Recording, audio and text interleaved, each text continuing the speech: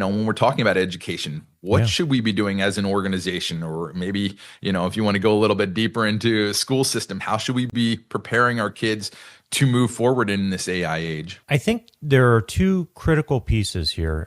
It doesn't matter whether we're talking about formal education in an educational K through 12 or post-secondary ed system, or if we're talking about in the workplace.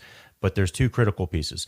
The first is that we need to understand that once you learn something, that's not the end point, that's the starting point. Right?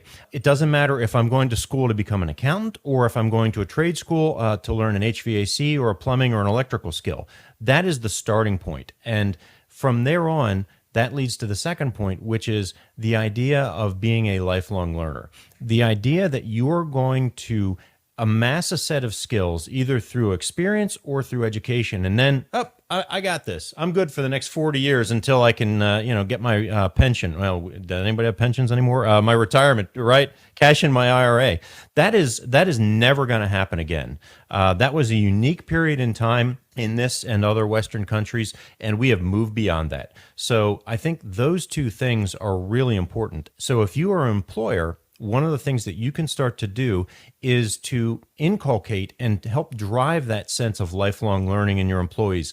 Make that part of your hiring criteria. Be looking for lifelong learners. Be looking for folks that want to solve problems and embrace challenges and continue to up their game, because the pace of change, as we've been talking about ad nauseum here, is accelerating.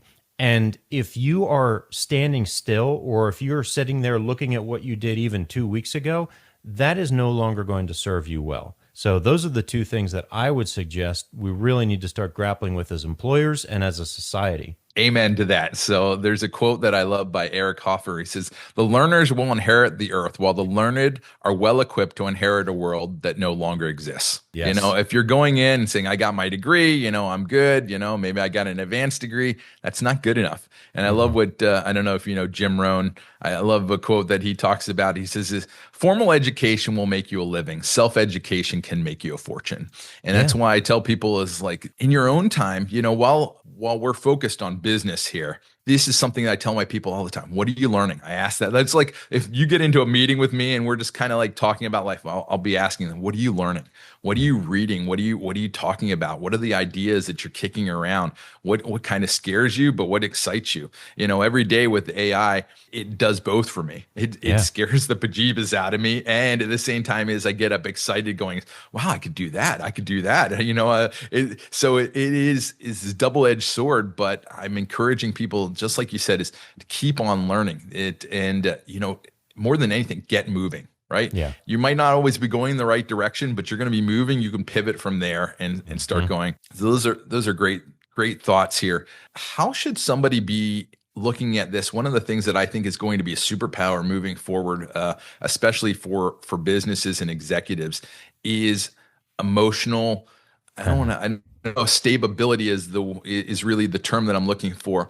But the ability to handle, while we're as part of the rapid change, being able to bring in new information, learn, unlearn, and move forward. But basically on the emotional side, being able to handle that type of change and to put your ego aside, because there's going to be times when you be like, you're going really far down a road. And like most times with AI, when they get a new release, they basically kill 100 businesses. There's people in Silicon Valley, I'm sure, that are biting their nails every time that they have a new release. And the guys sit around the table explaining what they're going to do. And they're like, crap, what are we going to do now?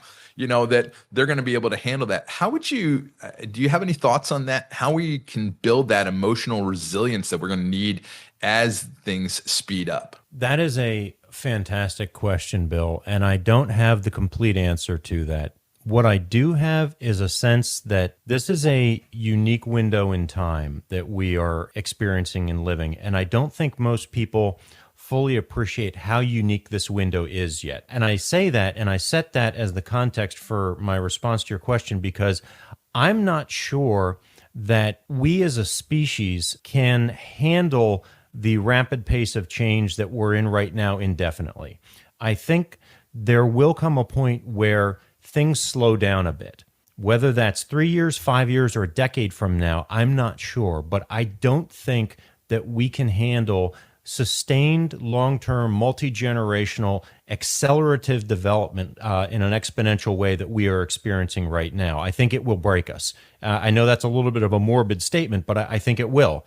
So I'm mentioning this because right now the name of the game is not just survival, but maybe surthrival, if you will. And I love that. Where did you hear that? That's awesome. Did you make that up? I may have, or I may have stolen it from somewhere else. I honestly can't remember. I have a lot of crazy thoughts in the middle of the night. So that's great.